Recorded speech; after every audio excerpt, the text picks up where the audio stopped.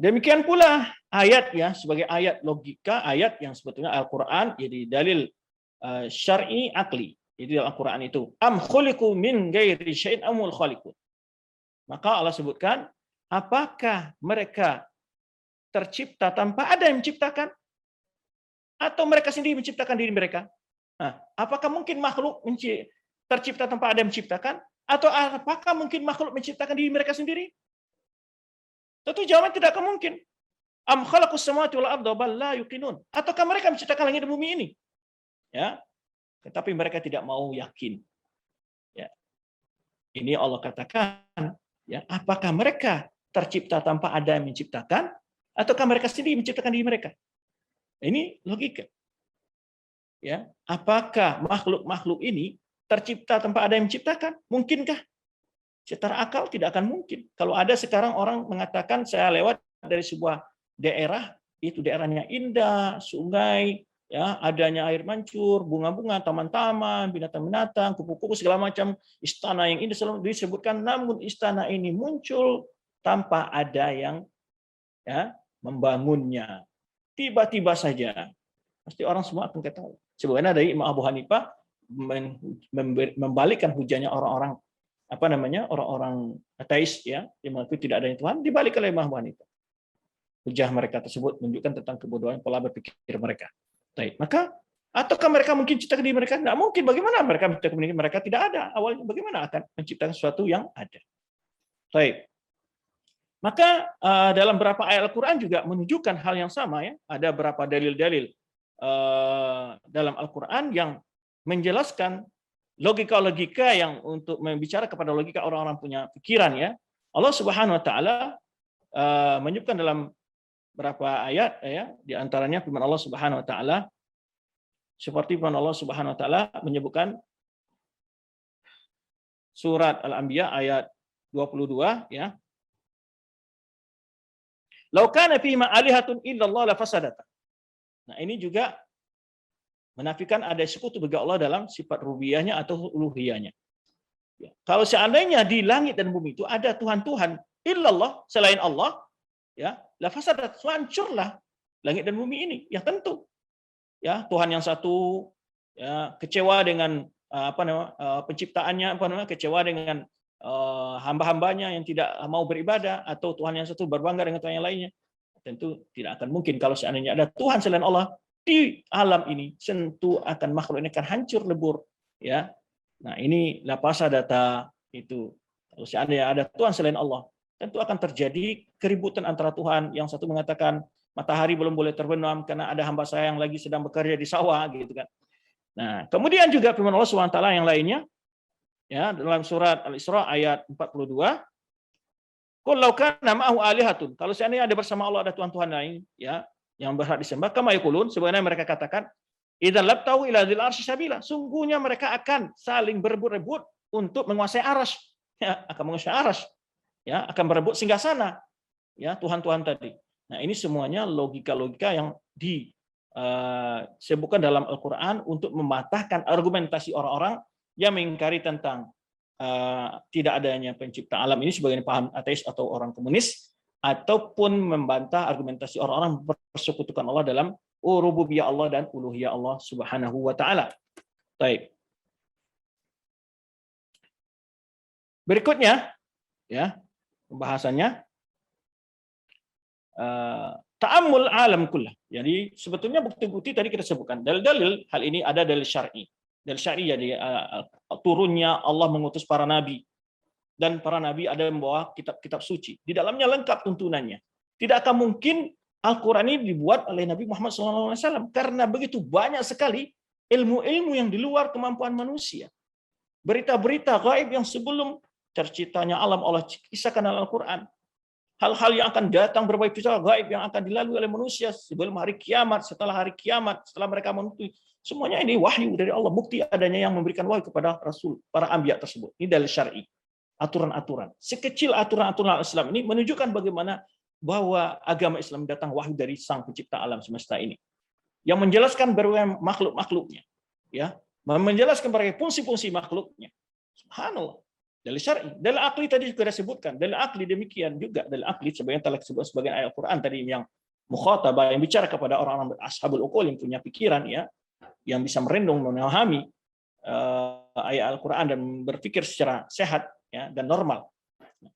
Tidak mungkin kalau orang berpikir normal, tidak akan mungkin laut dengan bentangan yang luas, segala makhluk yang ada di dalamnya, bermacam-macam warna-warni ikan, segala macam yang fungsinya, kemudian mutiara segala isinya, kemudian berbicara dengan hutan belantara, segala makhluk yang ada di sana, berbagai macam serangga, macam binatang, segala macamnya, bunga yang ada di taman, tidak akan mungkin itu tanpa ada yang menciptakan semua, apalagi manusia. Wa fi anfusikum afala tubsirun. Jadi di kalian tidak kalian lihat, ya, tanda-tanda kebesaran Allah, tanda-tanda Allah itu maha kuasa, Allah itu maha esa, ya, banyak sekali tanda kebesaran Allah pada diri kita, lisan, mata kita, telinga kita, hati kita, jantung kita, ya, seluruh bagian dari saraf-saraf kita ini, ya, itu sangat luar biasa, tidak akan mungkin tanpa ada yang menciptakannya. Baik.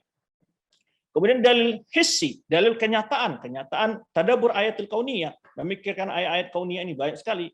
Matahari, malam dan siang segala macam. Inna fi khalqis samawati wal ardh wa ikhtilafil laili wan nahar la ayatin lil albab.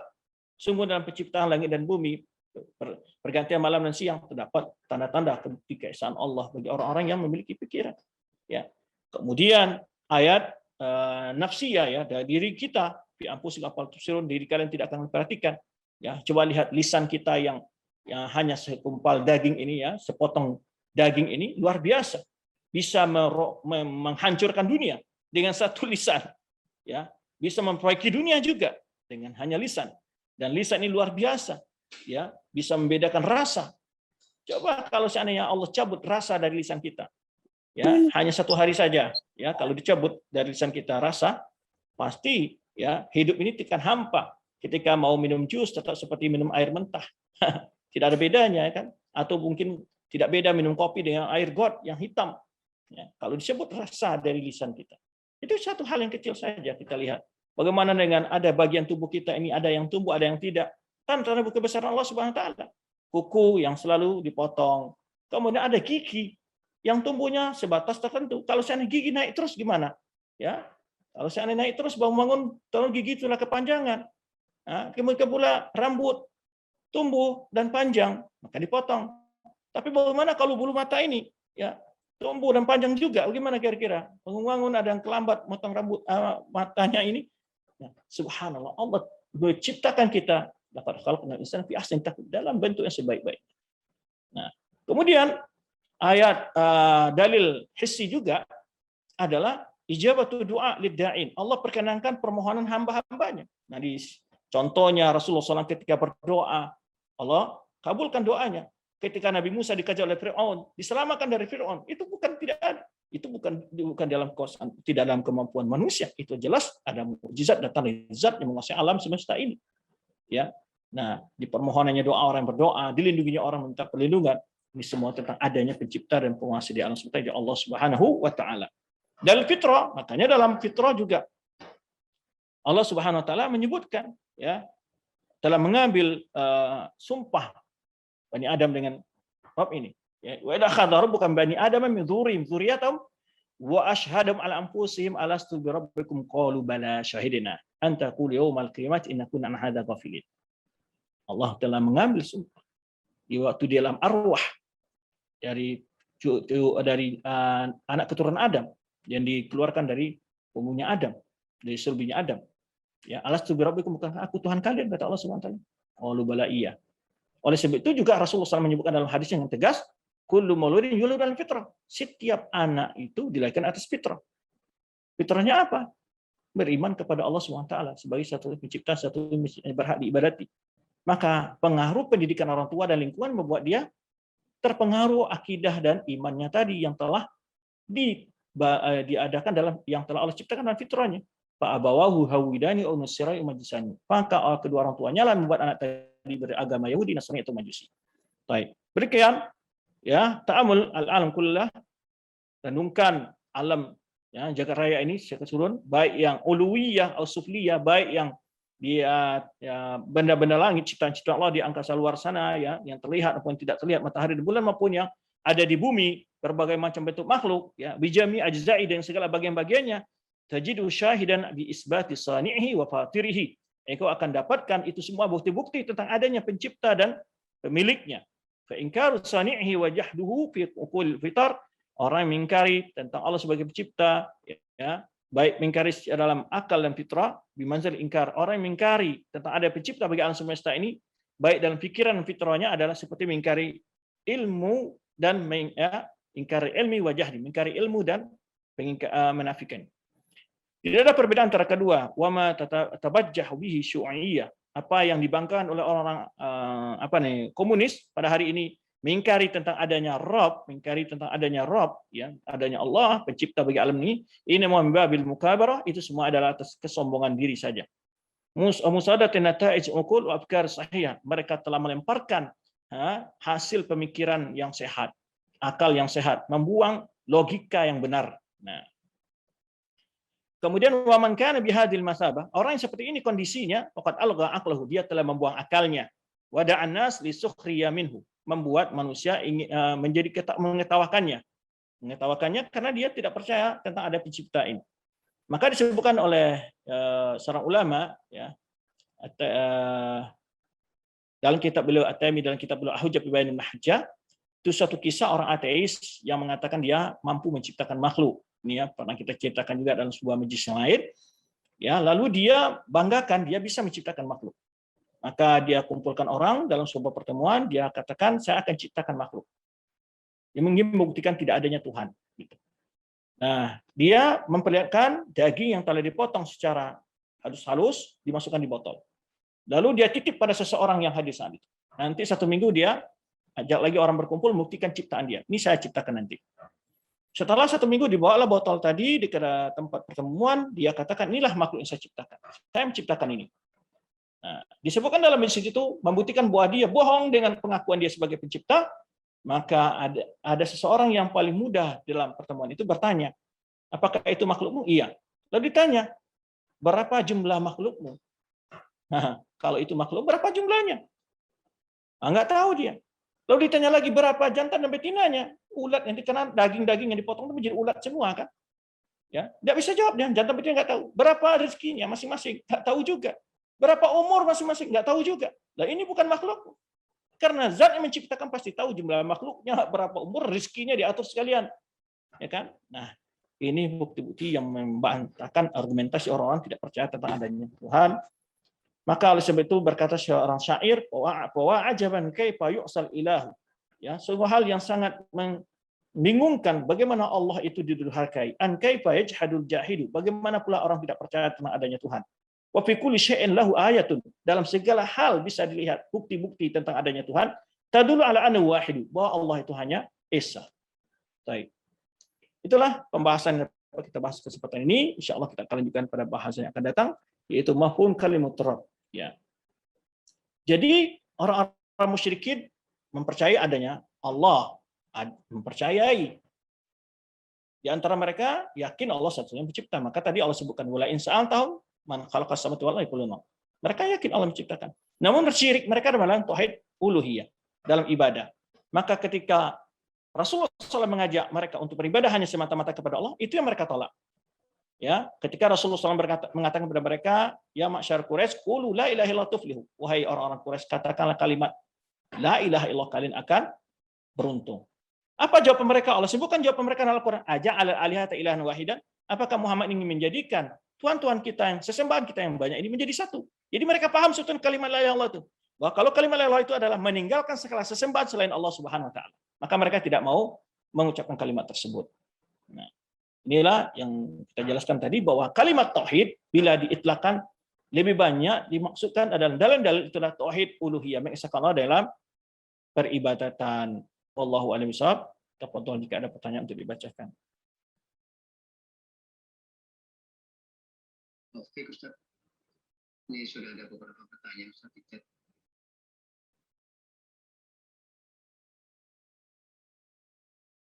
Ustaz, bolehkah dai yang menolak Allah di atas ars didengarkan ceramahnya, Ustaz? Baik.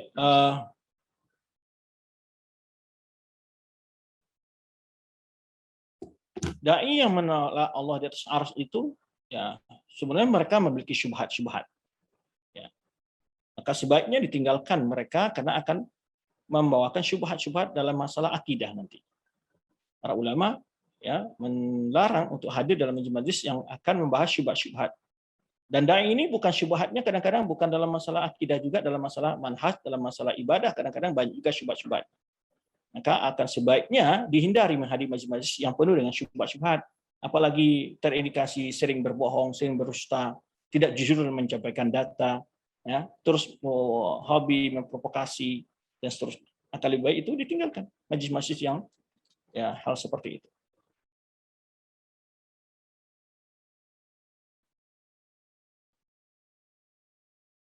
Baik. Yang berikutnya Ustaz. Ustaz, kalau Syekh Abdul Qadir Jailani itu sufi atau salafi Ustaz? Beliau punya kitab Al-Gunnah, ya jelas beliau itu adalah ulama salaf, ulama yang mengikuti ulama salaf gitu. Ya, tidak beliau benar. Cuman orang-orang menisbahkan diri kepada beliau banyak yang gulu berlebih-lebihan dalam menghikayakan tentang hidup beliau.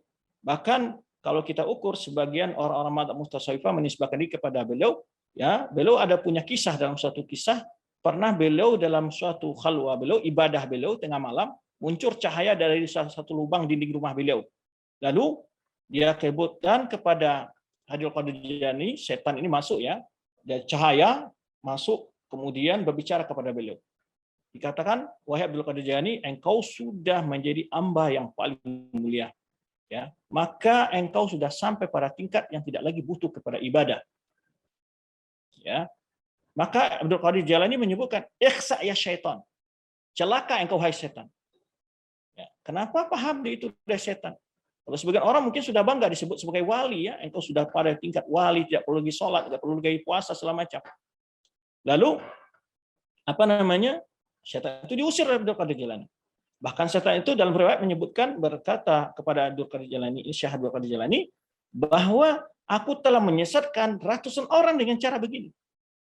Jadi ahli ibadah kalau tidak punya akidah yang benar, ya bisa disesatkan oleh setan. Dia mengaku sebagai Nabi Khidir, sebagai Nabi SAW, macam-macam pengakuannya. Bisa ngaku dia. Bahkan ada yang mengaku sebagai Tuhan, ada yang mengaku sebagai Mahdi, semacam-macam. Sebenarnya kita lihat di Indonesia ada ya yang telah meninggal seperti mazhabnya Li Aminuddin mengatakan dia didatangi Jibril. Bisa setan mengaku bahwa Jibril semacam-macam. Bagaimana kita tahu bahwa perintah itu perintah dari setan? Apabila perintah itu jelas mengatakan kita harus meninggalkan perintah Allah. Jelas itu perintah setan. Tidak ada zat yang manusia yang paling mulia daripada Nabi SAW. Beliau sampai meninggal, wa'bud rabbaka hatta ya'tiyakal yakin. Beribadah kepada Allah sampai engkau datang kematian. Baik. Selanjutnya Ustaz untuk Allah membalas kebaikan Ustaz. Bagaimana sejarah penyimpangan tauhid di Jazirah Arab sebelum datangnya Islam Ustaz? Itu penyimpangan tauhid ya sebelum datangnya Islam. Pertama, ahlul kitab ada yang bertauhid juga, ya mereka juga bertauhid seperti Waraqah bin Naufal dan beberapa orang-orang yang di masa jahiliyah juga tidak berbuat syirik kepada Allah. Mereka juga tidak minum khamar, mereka tetap mengamalkan agamanya Nabi Ibrahim atau mengikuti agama ahlul kitab, agamanya Nabi Musa atau Nabi Isa alaihissalam. Ya. Semua kemudian antara datangnya kesyirikan sebenarnya dalam hadis ada Amr bil Wahyi yang membawa pemikiran syirik itu dari daerah Syam. Dia membawa patung-patung di sana, berdagang ke sana lalu dibawa ke Amr bil Wahyi itu ke ke Mekah. Dia yang pertama sekali membawa patung-patung mempromosikan kesyirikan ya dalam sebuah riwayat. Kemudian banyak sekali bentuk-bentuk kesyirikan mereka, ada menyembah batu, ada menyembah pohon seperti Lata wal Uzza. Lata itu adalah batu, Uzza itu adalah pohon ya. Wallahu a'lam bishawab.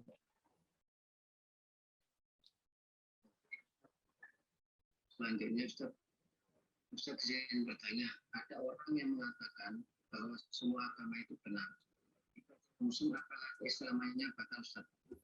Itu secara hukum perkataannya ada perkataan yang membawa keluar dari Islam. Orang yang mengatakan semua agama sama itu jelas membawa dia keluar dari Islam. Kenapa? Karena Allah SWT sudah menjelaskan inna dina adalah Islam. Kalau begitu dia menyalahkan semua nabi, menyalahkan semua kitab suci. Bahkan Nabi yang selama ini mengajak orang kepada tauhid, melarang orang dari buat agama-agama yang syirik, ya, itu salah semua menurut mereka. Al-Quran yang menyatakan bahwa agama itu untuk Islam, salah menurut mereka. Nabi-nabi yang mengajak mereka untuk bertauhid menyembah Allah saja, salah menurut mereka. Nah, ini jelas pemahaman yang membawa kepada kekufuran. Adapun orangnya kafir atau tidak, itu diserahkan urusan kepada Allah Subhanahu wa taala, tapi perkataannya ini jelas membawa kekufuran. Ya. Ada hukum terhadap orangnya, itu yang berhak menghukum vonis, ya, pribadi personal yang mengatakan adalah qadhi atau ulama rasikhun fi'il. Ya. Ada ulama-ulama yang telah memiliki keilmuan yang dalam. Adapun kita tidak berhak untuk mengkafirkan seseorang di hadapan secara nyata, di hadapan ramai, karena dalam Islam bila seorang mengkafirkan seseorang, dia berhak untuk diminta keterangannya dan diproses. Jika dia tidak mampu membuktikan, maka dia akan diproses, dihukum dia sebetulnya. Tapi secara pribadi, orang tadi tidak menyebarkan keyakinan kepada orang. Dia melihat si fulan ini sebetulnya dia sudah tidak muslim lagi, karena melihat dia sudah belajar agama sampai kepadanya hujah atau tidak, itu kembali kepada pemahaman masing-masing. Ya, oleh sebab itu, ya, perkataan ini tidak syak membawa seseorang bisa keluar dari Islam. Karena agama Islam jelas menjelaskan itu. Bahwa Islam tidak mengakui agama selain yang diterima insya Allah, maksudnya ya. Kalau keberadaannya diakui oleh Islam. Yahudi diakui keberadaannya, tapi yang tidak diakui adalah kebenarannya. Nasrani diakui oleh Islam, keberadaannya, bukan diakui tentang kesahihannya. Maka oleh sebab itu Allah Subhanahu wa taala menafikan Ibrahim itu bukan beragama Yahudi dan Nasrani. Maka Ibrahimu Yahudiyan wala Nasraniyan walakin kana hanifan muslima. Ibrahim itu bukan beragama Yahudi, bukan pula agama Nasrani, tapi dia adalah agama hanifan, agama yang beragama hanif, tauhid. Karena orang Yahudi dan Nasrani mengaku mengikuti Nabi Ibrahim, maka Allah katakan dalam Al-Quran, Ibrahim itu tidak pernah berpaham Yahudi dan tidak pernah berpaham Nasrani. Wallahu a'lam bishawab. Di chat sementara sudah tidak ada pertanyaan lagi.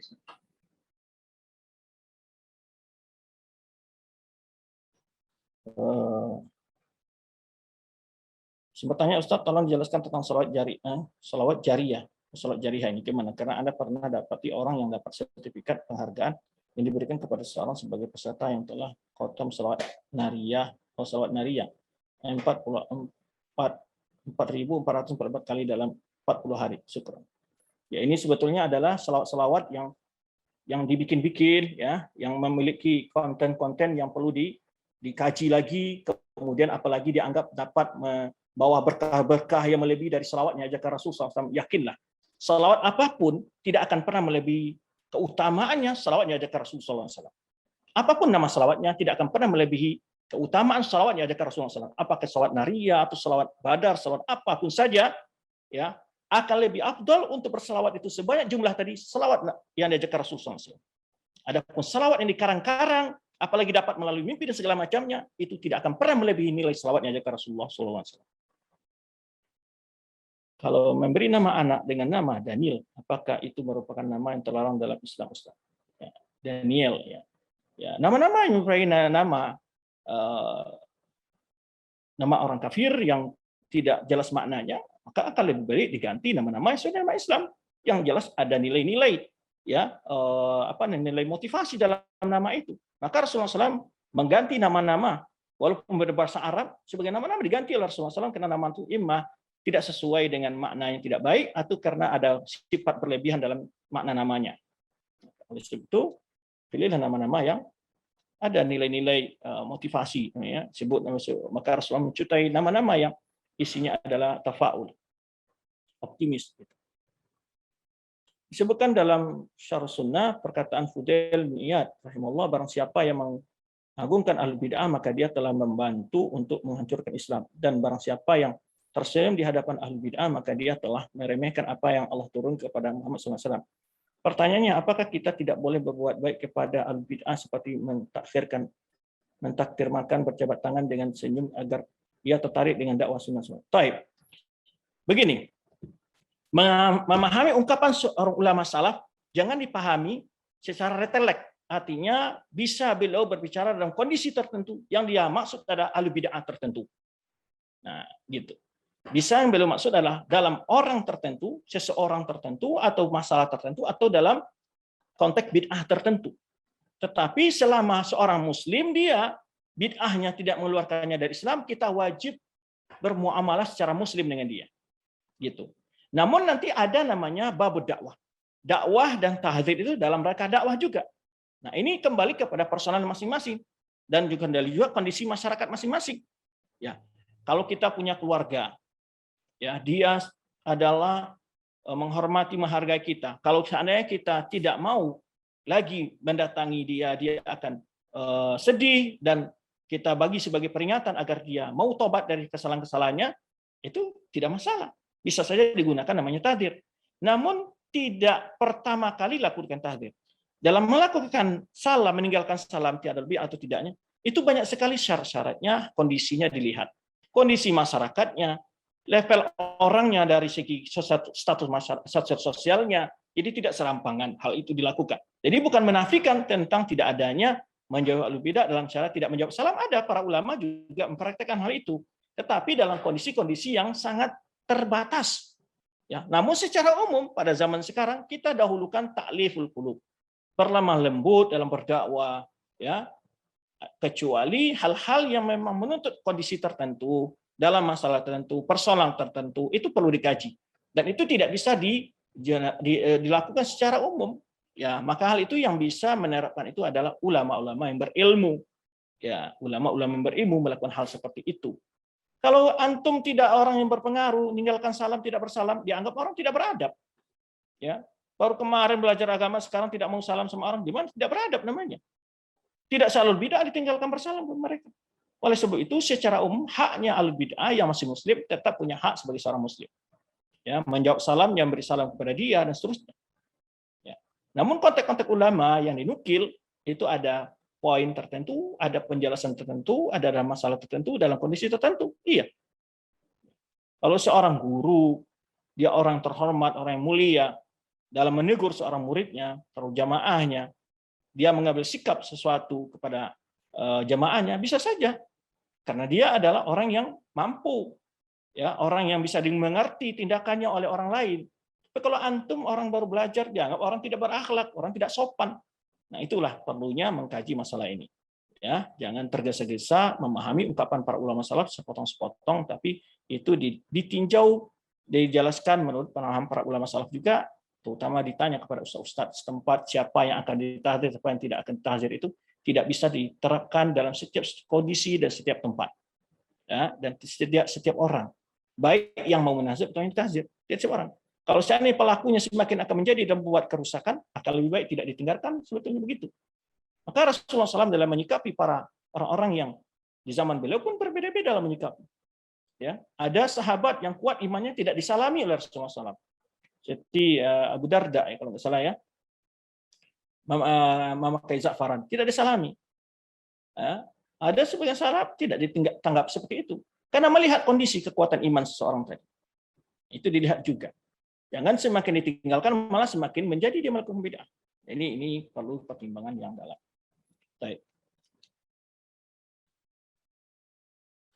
Baik, demikian yang dapat kita bahas kesempatan ini. Terima kasih banyak. Wallahu a'lam bishawab. Ya, terima kasih atas kehadiran dan perhatiannya.